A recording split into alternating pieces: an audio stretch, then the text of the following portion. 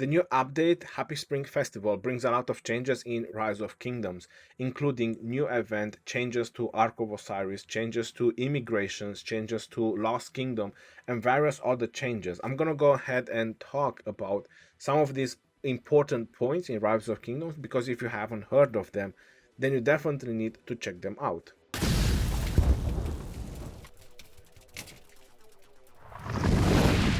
Hello everyone and welcome back to another Rise of Kingdom video. My name is Legend Ronnie and today I'm going to talk about the update 1.0.42 Happy Spring Festival, which is going to bring a lot of changes in Rise of Kingdoms. I'm going to go ahead and talk just on the most important one. The first thing they talk about is the event. Well, we all know about these events. They are very regular in Rise of Kingdoms. They are usually every 2 months we have brand new events. Sometimes it might be a little bit sooner, but as a regular basis they are every 2 months, which come packed with a lot of various other tasks that you need to do and get a lot of rewards. The type of event that this one is going to be and what most of us are expecting it to be is the one where you have to build up and you get your 35 sculptures, 35 legendary sculptures by either just gathering resources or killing barbarians, and you acquire lanterns or whatever kind of items you need to acquire to build up whatever you need to build up. It differs from event to event. The second point is Ark of Osiris optimizations. In order to allow more alliances to participate without making significant changes to the current rules, alliances that are not in the top 20, so they are allowing more alliances in the kingdom to participate for Ark of Osiris, to take part in Ark of Osiris grouped separately with other alliances of similar power levels. For exact details, please see the event page after the update. So that's going to be very interesting, means that alliances that are not in the top 20, they could group up for a joint arc, I am guessing, so they can make the power either for the top 20 or just make the power for arc. Increase the number of teleports earned after the first occupation of an obelisk from 5 to 8. Teleports can now be used if troops are not in buildings. That's a very nice change.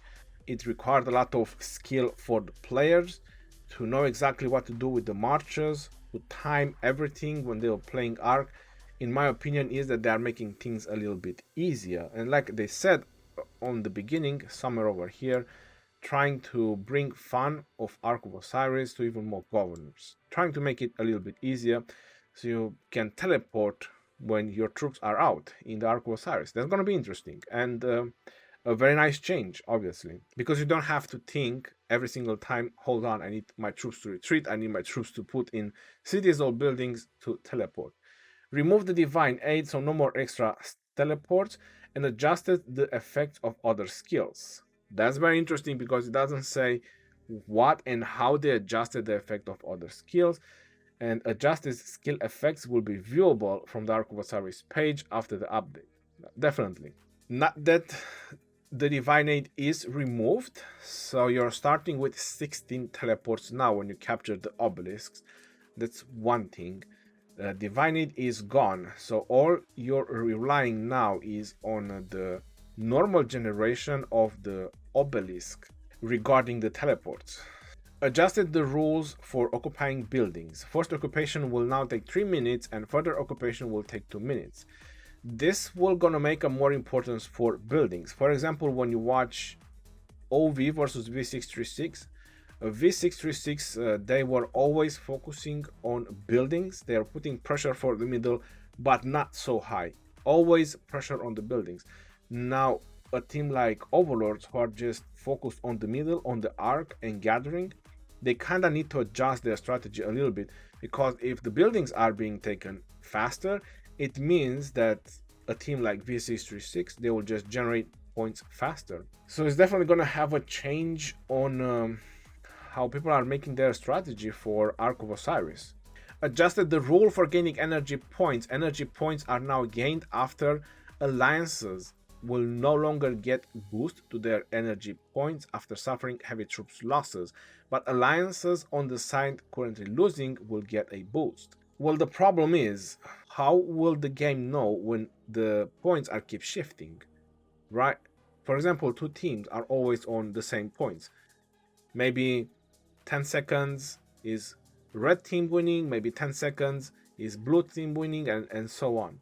Will that have any effect? Will that be a bug? Well, I suppose we're gonna have to test things out, and then they'll probably adjust things, I'm guessing, if that's gonna work properly. But what they are trying to fix with the fifth point is the tier 1 smashing, that a lot of the high-end teams, they were using it just to smash tier 1 so they can generate more points. So that is gone, which honestly felt a little bit silly. It was a strategy, but it felt silly because two things became very important in the recent arcs: one, smashing tier 1 to generate more points, and two, gathering resources, and after that just fighting in the middle for arc.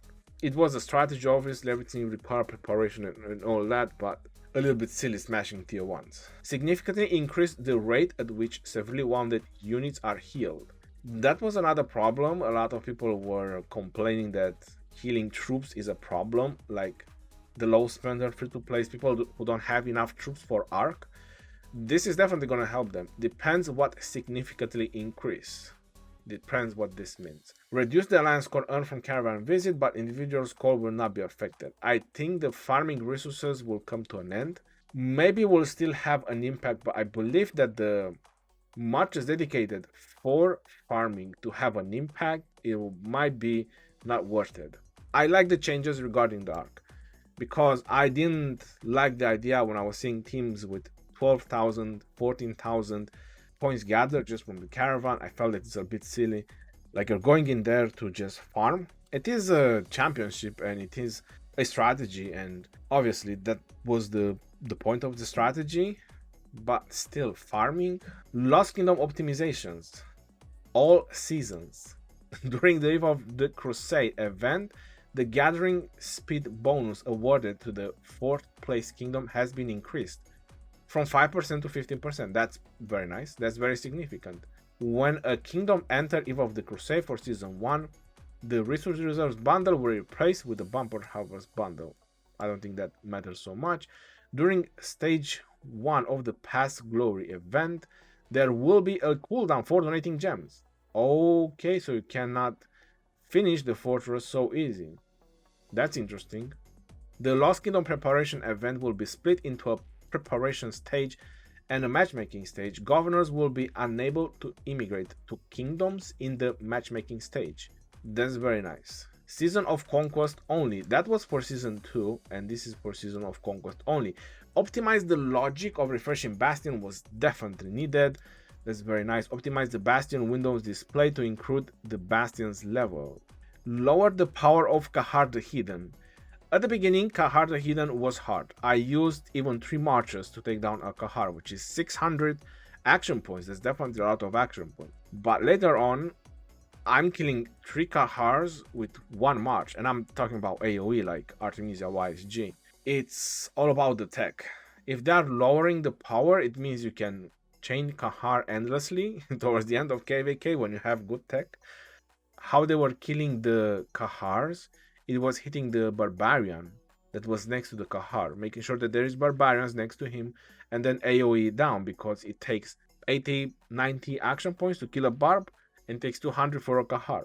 Reduce the upgrade time required for certain levels of the Crystal Mine and Crystal Research Center, as well as some Crystal Research Center technologies. The time was okay on the research, 1 day and 20 hours. It's not a whole lot of research speedups. But the problem on the mine and the Crystal Research Center, I agree. Like 20 days of building or whatever is some of the levels, that was definitely high. When an alliance joins or leaves a coalition, any ongoing rallies launched by alliance members will now be automatically cancelled. That was definitely needed, a very nice change.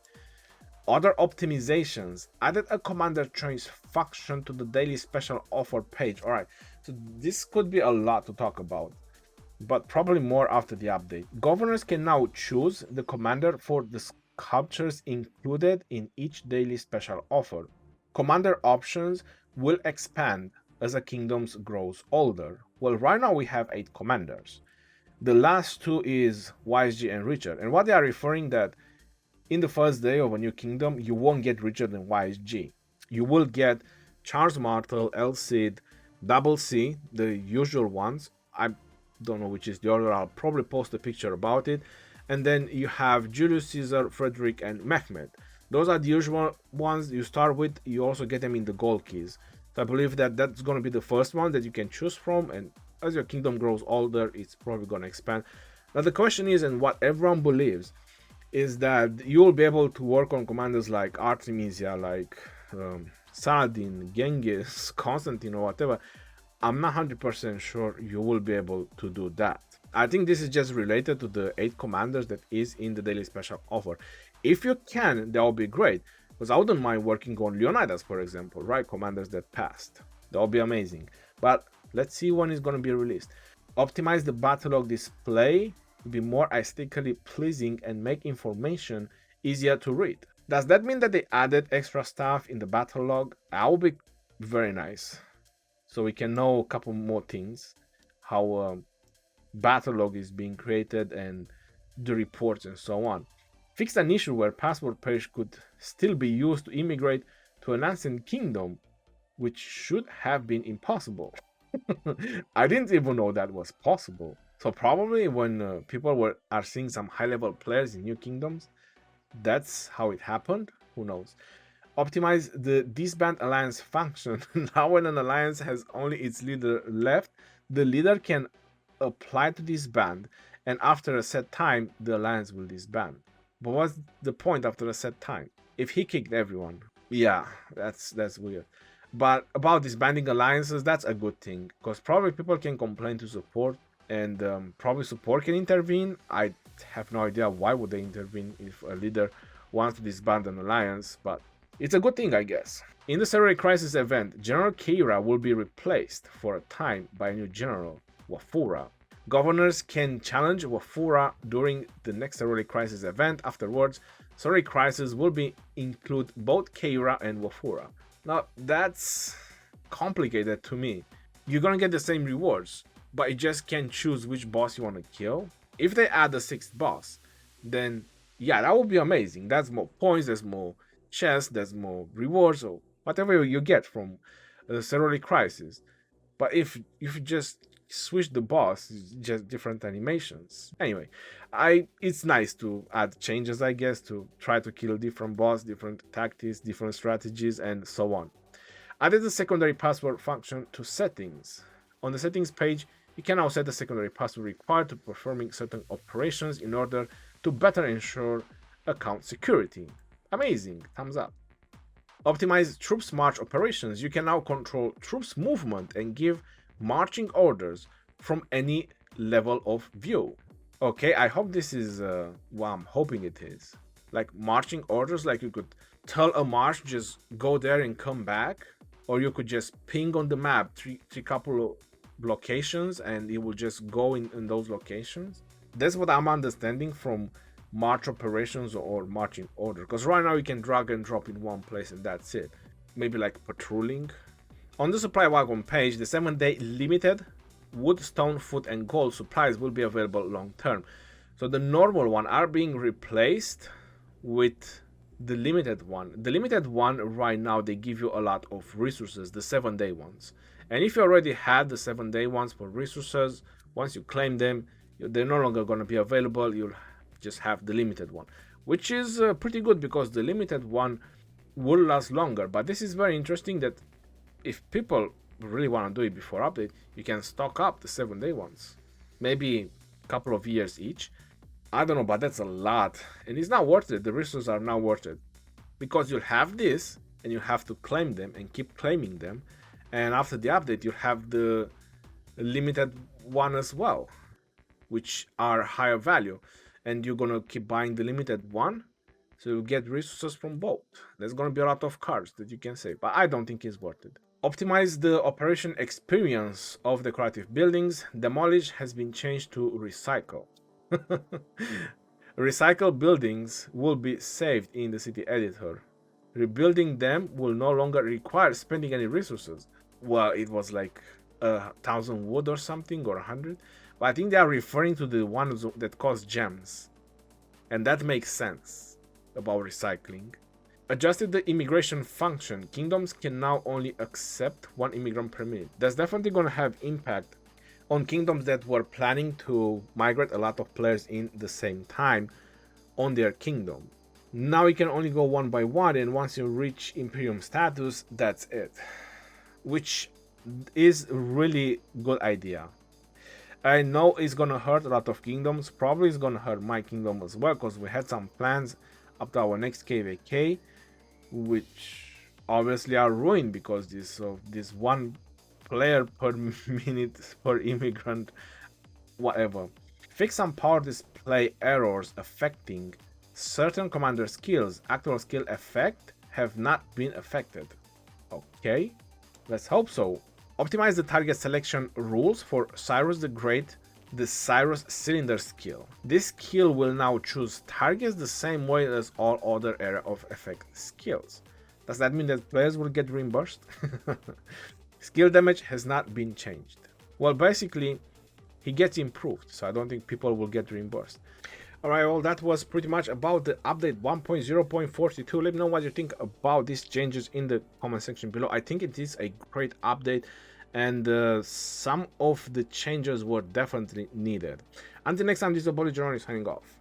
Peace out, y'all, and take care. See you on the next one, and stay safe out there.